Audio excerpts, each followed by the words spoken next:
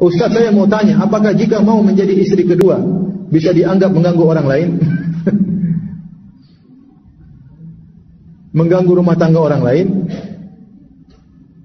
Kalau kita katakan mengganggu, iya mengganggu. Tapi ini mengganggu yang dibolehkan. Ya, jadi gimana ya?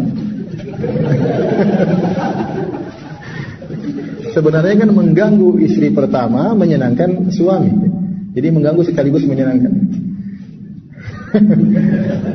Dan memang ya, kita tidak bisa pungkiri bahwasanya ujian terberat bagi seorang wanita di zaman ini ujian poligami. Berat. Seorang istri lebih baik kelaparan tidak makan, mending tinggal di rumah yang sederhana, bahkan kontrakan. Yang penting suami tidak poligami. Kalau suami sudah poligami berat bagi dia, tapi ini ujian. Makanya saya katakan tidak ada wanita yang kuat untuk dipoligami kecuali wanita yang hebat. Dan itu langka. Ya. Tidak semua istri siap untuk dipoligami. Banyak yang siap tapi siap pentungan. Kenapa? Karena kondisi kita memang sangat tidak mendukung kondisi kita ya, di tanah air kita. Ya, seorang poligami kadang dimusuhi sama keluarga sendiri, adik-adik perempuan yang musuhi. Kakak kok poligami dan macam. Ingat, saya tidak berbicara tentang pengalaman pribadi, tidak. Ya. Tidak. Saya alhamdulillah kalau poligami ibu sudah mengizinkan, alhamdulillah. Cuma saya yang belum. Jadi mau saya banyak kondisi seperti ini. Adik-adik perempuan tidak dukung. Kemudian ibu kita juga terkadang apa? Tidak mendukung. Jadi orang poligami ribut sama ibunya sendiri, ribut sama adik-adik perempuannya. Belum lagi ribut sama mertuanya, ya. Berat. Belum lagi dicidiri oleh orang-orang sekitarnya. Terus istrinya lebih berat lagi.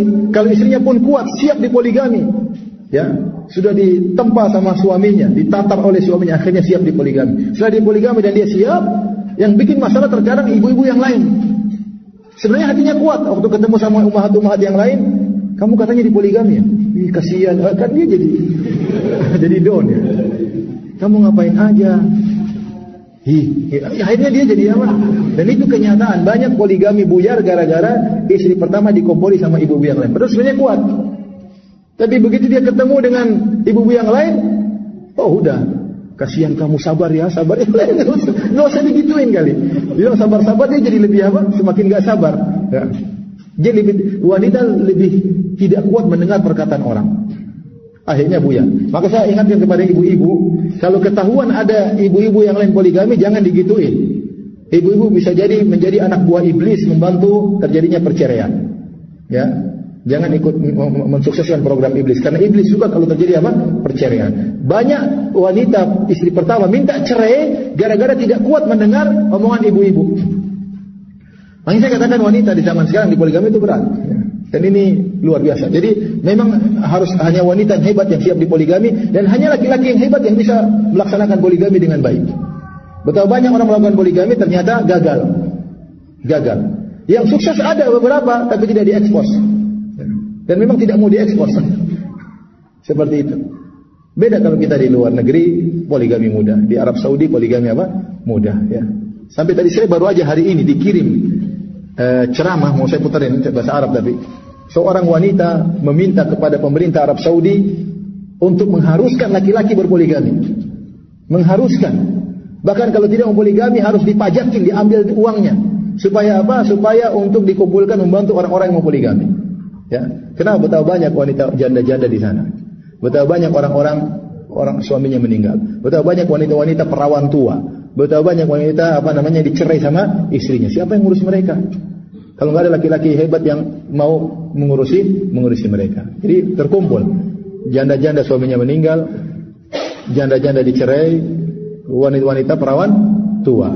Apalagi wanita jumlahnya lebih banyak daripada laki-laki. Sampai seperti itu di Arab Saudi ya. Sehingga kalau poligami sana sebenarnya mudah karena kondisi mendukung. Ya, sampai saya cerita ada seorang syekh ingin poligami, maka dia diskusi sama anak-anaknya. Kata anak-anaknya, "Abi, jangan yang itu, yang begini aja ya." Jadi gimana menurut kalian kalau istri saya begini? Sampai diskusi sama anak-anaknya. Di sini mustahil begitu.